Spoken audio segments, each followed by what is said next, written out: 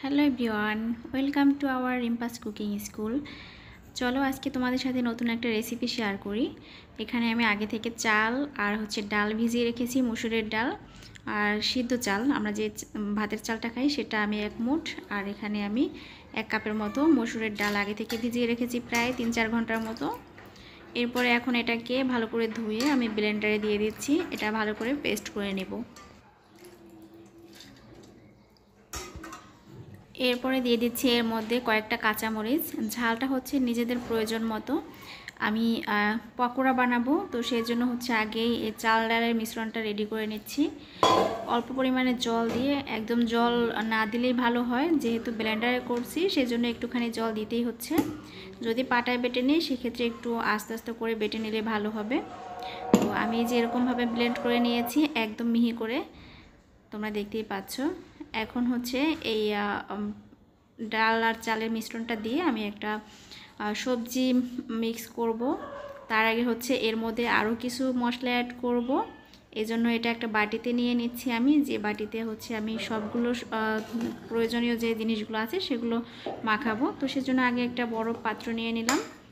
এখন এই চাল ডালের মধ্যে দিয়ে দিচ্ছি জিরার গুঁড়া, এটা ভাজা জিরার গুঁড়া, সামান্য পরিমাণে একটুখানি হলুদের গুঁড়া, আর দিয়ে দিচ্ছি স্বাদ মতন লবণ। আর সেই সাথে আমি সামান্য পরিমাণে একটু লাল মরিচের গুঁড়াও দিচ্ছি, এটা ভাজা মরিচের গুঁড়া, সেটা বাসায় আমি করে রেখেছিলাম সেটাই। এখন এই মিশ্রণটাকে একটু ভালো করে মিশিয়ে নিব।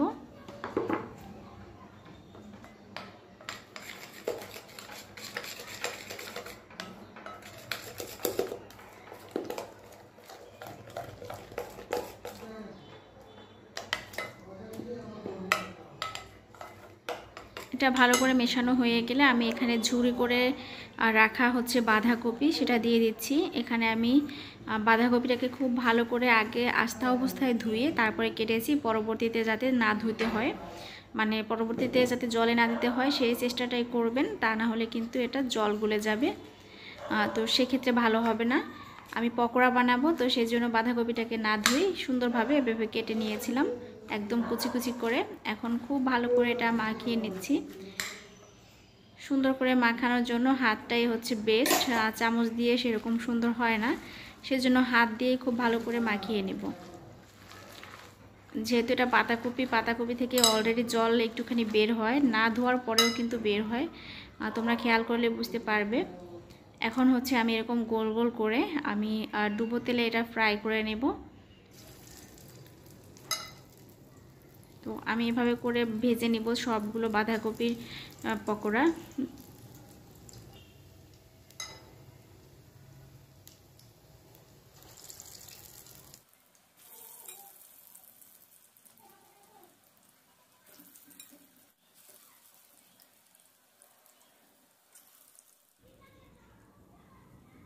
যখন এরকম একটা পাশ হয়ে আসবে তখন একটা কাঁটা চামচের সাহায্যে আমি এরকম উল্টে দিচ্ছি, কারণ বাঁধাকপিটা একটু লেগে লেগে যায়, সেই জন্য এরকমভাবে উল্টে দিতে হবে। কাঁটা চামচ দিয়ে দিলে ভালো হয়, তাহলে আলাদা আলাদা করে দেয়া যায়।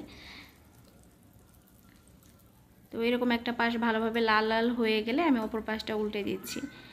আর একদম যদি ডুবো তেলে ভাজতে যাই সেই ক্ষেত্রে এরকমভাবে কাঁটা চামচ না হলেও হয়, চামচ দিয়ে উল্টে দিলেই হয়ে যায়। তো এভাবে করে আমি সুন্দর করে মচমচে করে এটা ভেজে নিয়েছি। এখন এটা তুলে নেব, তুলে একটা টিস্যু পেপারের উপরে রাখবো, এতে করে এক্সট্রা যে তেলটা থাকবে সেটা স্যুপ করে নেবে টিস্যু, যাতে পরবর্তীতে খাওয়ার সময় তেল তেলে ভাবটা থাকবে না। তো এভাবে করে আমি সবগুলো বাঁধাকপি পকোড়া ভেজে নিয়েছি। তোমরা এভাবে করে ভেজে খেয়ে দেখতে পারো, কারা কারা এর আগে খেয়েছো অবশ্যই জানাবে, আর যারা এখনও খায়নি তারা অবশ্যই ট্রাই করে দেখবে। আর সর্বশেষ আমি উপর থেকে একটু ম্যাগি মশলা দিয়ে দিচ্ছি, এটা আমার খুবই ভালো লাগে, এটা স্কিপ করতে পারো যদি কারো ভালো না লাগে। আমার খুবই পছন্দ, কোনো পকোড়াতে আমি এরকম ম্যাগি মশলা দিয়ে খাই। তো এখন এটা সস দিয়েও খাওয়া যায়, এবং সস ছাড়া এটা আরও ভালো লাগে, যে যেভাবে খায়, ভাতের সাথেও খাওয়া যায়। তো যাই হোক, রেসিপি কেমন লাগলো অবশ্যই কমেন্টে জানিও। আজকের মতো এখানেই বিদায় নিচ্ছি, সবাই ভালো থেকো, টাটা সবাইকে।